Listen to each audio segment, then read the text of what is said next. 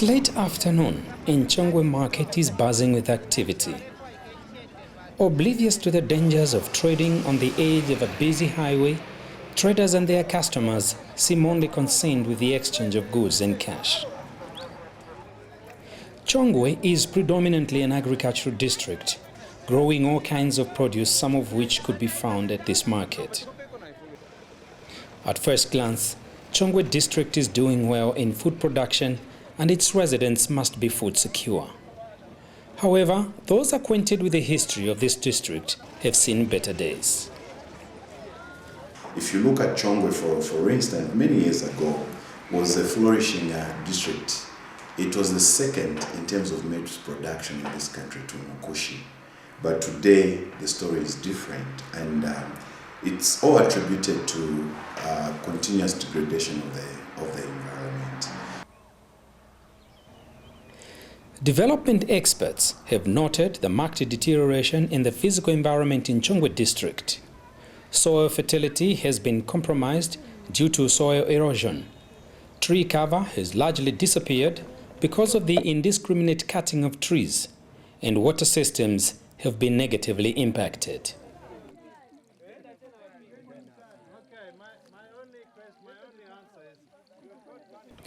During stakeholder meetings that Hivos, a Dutch development agency, has been holding in Chongwe, residents acknowledge the state of the environment.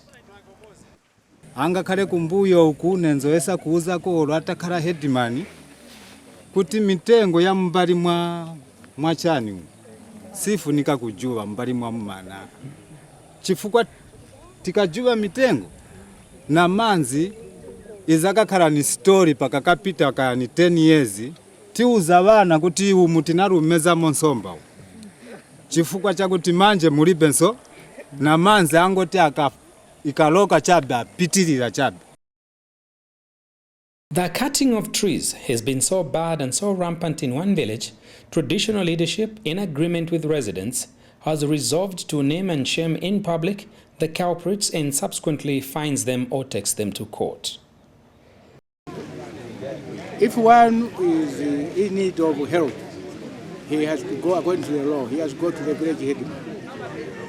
Ask the village headman if there could be a number of trees that will be allowed to cut in order to alleviate his problem that he has. But this has not been, it has never been taken seriously. In my absence, because the village is so big, they begin to cut trees. And they know the village headman goes to the church is going to say, no, I forgive you. I've insisted on now, today, the meeting today, we say anybody who is going to be found cutting trees without asking for permission to be allowed by the village headman, he is going to face the law of the land. When I say the law of the land, he is going to face a penalty, which if he does not abide by that penalty, then we can take him to court. Hivos has in the past been known simply as a donor, but the Dutch Development Agency would rather be a partner and embark on a collaborative effort with target groups in finding sustainable solutions to environmental challenges. Demonstrating this partnership, Hivos country representative for Zambia, Wesley Wakunuma, has on several occasions engaged local communities on, among other subjects, sustainable land use. At Nyampande village, residents gather to discuss the state of their environment and the possible solution for consideration. Mr. Wakunoma calls for a hot brazier and a pan to place on it. He then asked for a volunteer to pour cold water on the hot pan, instantly producing a sizzling sound as the water shrinks. This, Mr. Wakunoma says, is what happens when rain drops on a ground that has no trees and no grass. Water evaporates, instantly leaving the ground dry. A ground left this way, Mr. Wakunoma further explains, cannot be expected to produce any crops. Kulibe kapena mwina mafamu 10 muniuze baba. Mwina mafamu yambira kutira mukaononga mairo mwakuka. Ipezeka kuti ntaka choncho. Kuliye. Mara metri nayo nyamene. Tizafera pano na zukuru pamene pano tiyeni chakudya chichoke pano for the next 50 years. Residents of Chongwe district cut trees for, among other things, charcoal. They defend the practice, saying it provides them with income to spend on other much-needed items such as clothes, school fees, and other foodstuff. During their meetings with Hivos, residents have come to learn of other ways of looking at trees. Kuyambira pamene tinali pano tinabwera ni kudala, so nthaka ino yonse inayi kukhala ni manzi ekeka. Kunalibe munthu otema malasha, kunalibe munthu oitaona ati oshoka viuzu, kunalibe. So manje pali pano tapaka, so kwankhala na nkhani yoshoka mauzu na yotema vimtengo malasha. So ise tiganiza kwa apa panthu watitandizireko kunati munga mwamene watitandizira lero wamatu aliyense amvera kulingana kuti kushoka malasha nchoipa, kushoka uzu nchoipa. The people of Nyampande perceive that the rain has stopped and the waters, that God is punishing them because the water is finished. What we think is that most of their water, their rainfall, is the same, but most of the water is going back into the air through evaporation. And this is because some of the cultures have changed. That careful, controlled burning which was done under traditional times, where people burnt in a patchwork, then they didn't burn the same patch the next year, or they just burnt late burn. Then you also had a lot of animals pushing the grass down, making a nice blanket. All of this helps to catch that rain.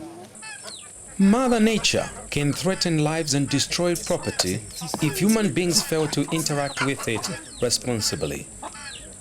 The afternoon rest of this man and the tranquility that surrounded him almost turned into a nightmare when suddenly a whirlwind swept through his village.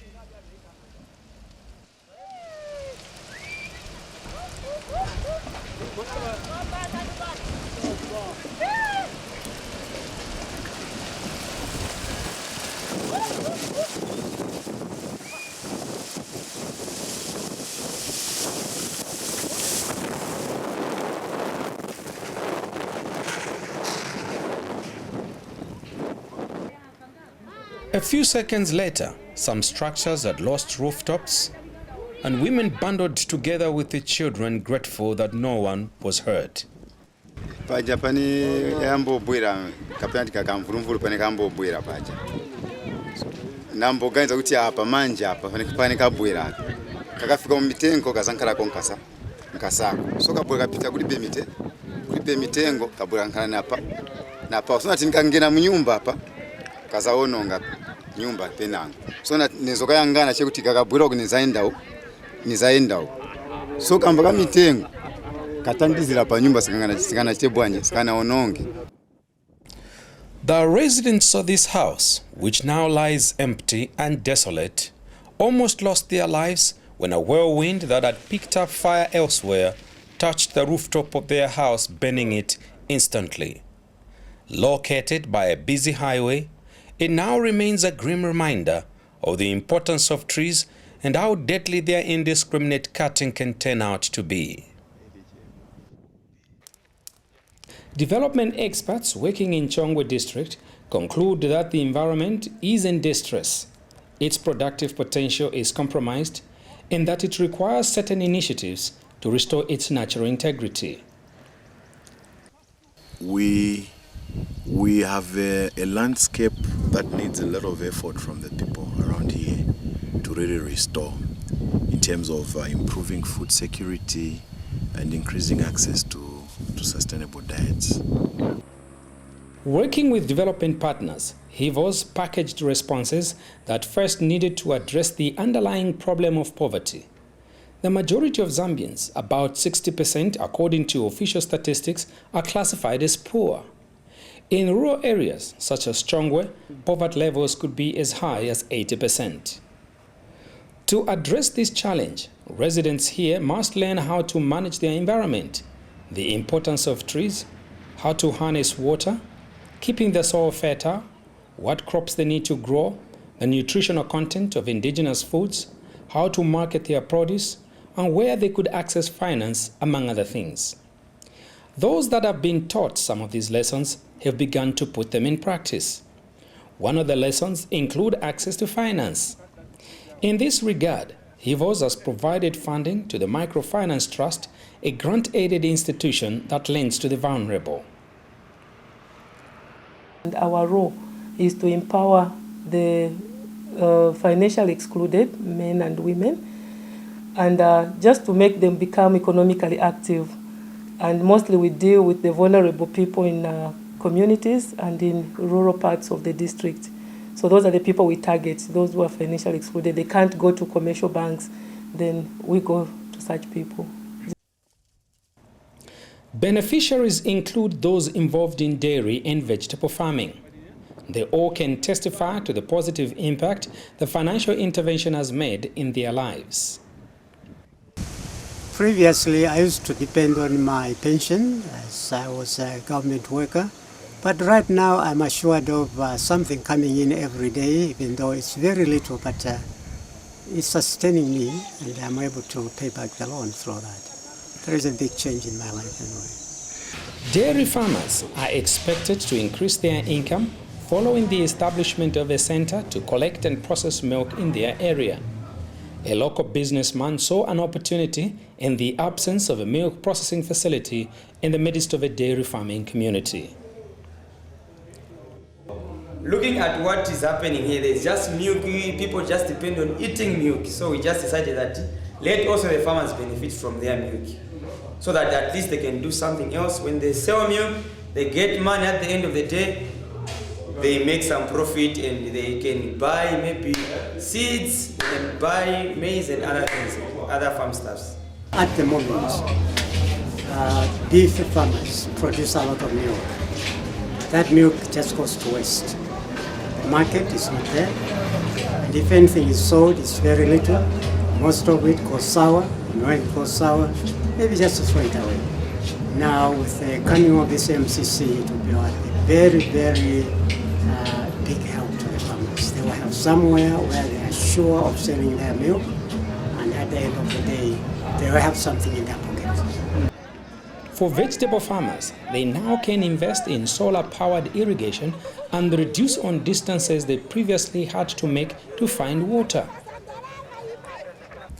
Iyi solar inabwera pamene mabosses bakulusaka benze banabwera kutubana benze na meeting yao nokamba kuti kanzi mukaende matenge ma quotation ife tingakutandizeni na nkani ya solar irrigation pakali pano ndiona monga uku nikuyamba but niza pazachepa pamunga memuona hapa nizataukira kusidia kwa road huko.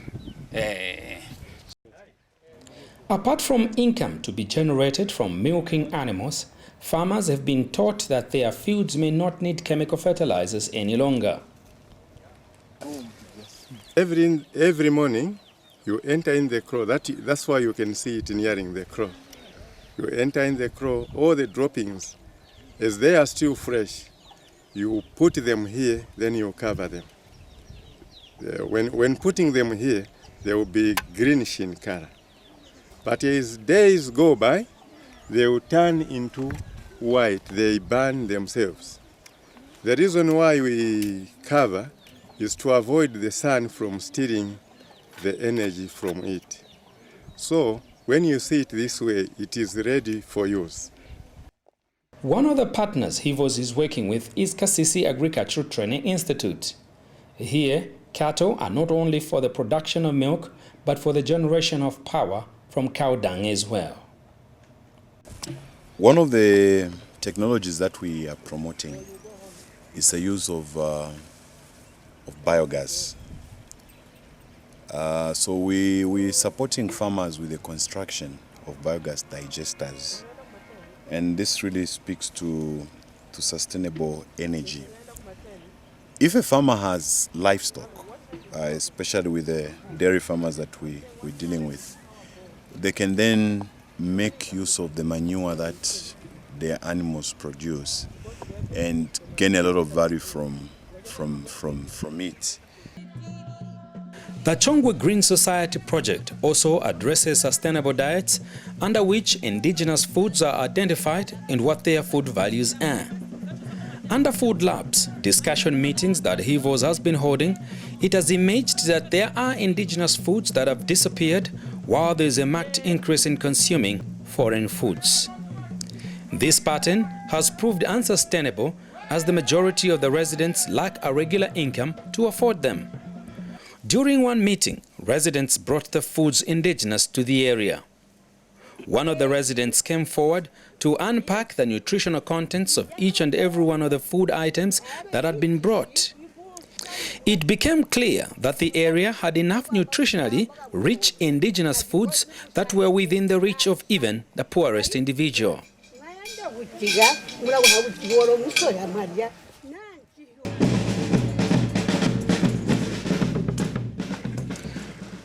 For the first time in the history of this part of the country, Hivos organized a food festival at which different organizations in and around Chongwe district brought all kinds of food known to this area.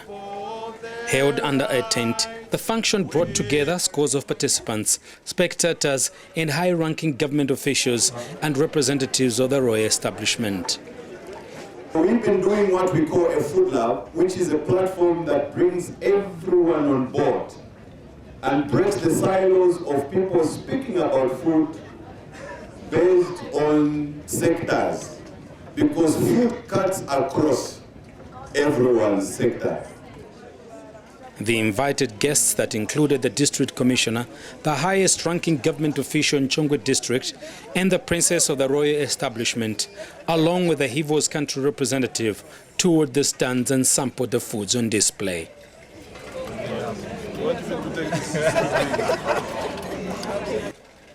The princess was elated by the festival and indicated that the royal establishment would like to see the ceremony translated into a permanent feature on the calendar of local activities.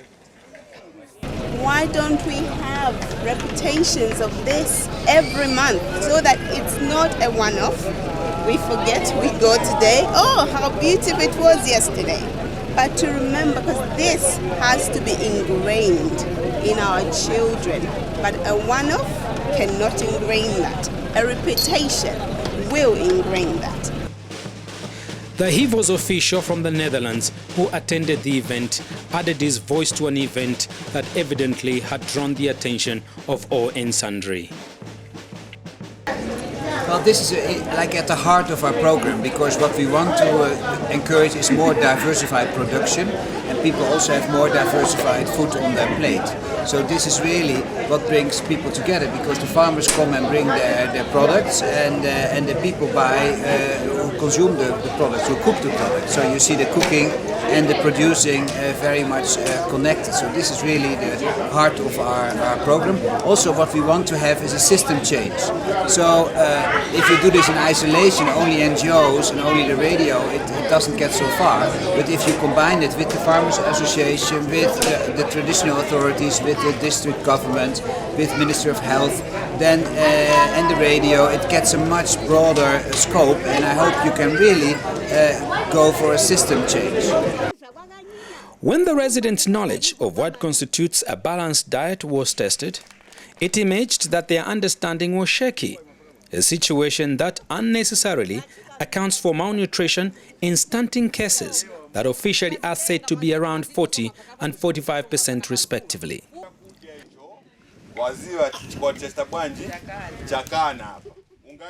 To meet information needs in respect of nutrition and diet, Hivos has begun to engage the media. This training program and reporting sustainable diets held in Chongwe, the project area, brought together reporters from radio, television and newspapers. I've been in this field for many years, but little did I do works related to food matters in my broadcasting career. But today, during this workshop, I and my fellow participants have been reminded on how we can motivate our listeners, the community in general, on the importance of taking the right food. It's not just a matter of taking food to fuel the tummy, but taking the right food which will strengthen the body, a food that is not compromised. The training included presentations from Hivos resident rep Wakunuma and a media consultant with vast experience reporting for radio, television and newspapers. Because of an increase maybe in the incomes and a bit of education and a bit of industrialization that we're going through, certain of these foods now are looked at to be very, very inferior. Because if I gave you to eat this, you will not eat, you would prefer buying dentine gums, isn't it? The training also included a field visit involving several farms in the surrounding areas. The local radio station represented at the 3-day workshop was mentioned at one meeting as the channel that could be used to educate listeners on the subject of sustainable diets. With the underlying issues of poverty addressed, Hivos and its development partners hope that the residents of Chongwe could include in their efforts activities intended to restore the environment by planting trees, the kind of trees that could hold water in the ground and effectively contribute to the rain cycle. One of the key challenges that we have found in our work really is the behaviors that have contributed to bad practices in terms of agriculture. Chongwe landscape needs to be restored. It's quite dilapidated right now, and if you look at most of the agriculture production, it seems to be very compromised. One of the key issues that people are struggling with here is the issue of water. Now there are two things here. The water retention levels in this landscape are very poor because most of the trees have been cut down. The big trees that can retain water for a long time have been cut down. Secondly, is the infiltration level, that even if it rains right now, how much water do we see going underground?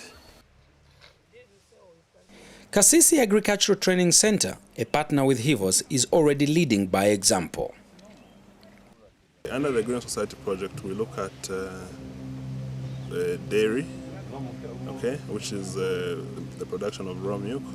Then we also look at agroforestry, which involves the production of trees, which are used for food, domestic use as well as for consumption.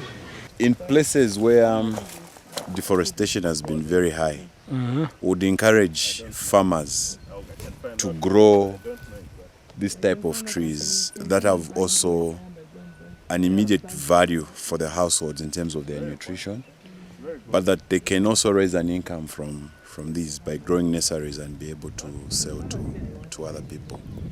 For farmers that have dairy animals, this is a very good source of protein, and we have seen in farmers that actually use it, that the performance of the animals also improves in terms of their productivity. The milk production also goes very, very high. The Zambian environment is threatened largely by man-made activities. These include industrial, economic and agricultural engagements. There are interventions by way of policy, legislation and institution with the assistance of the UN system and local and international NGOs. Hivos, of course, has been involved in development work for some time. But going forward, in terms of our contribution to development, is that Hivos has positioned itself as a collaborator of multi-sectoral approaches, meaning we bring people together, institutions together, and agencies together to begin to identify who the agents of change are in whatever space we're working, because I think that's what's very important. For any intervention, you need to identify who really the agents of change are. And so that's the role that Hivos is carrying with it in terms of contributing to the development space. Environmental experts are calling for more and robust interventions in view of the rate of deterioration in the environment, which threatens to reverse whatever small gains are being made in reducing the country's poverty levels that are currently at 62%.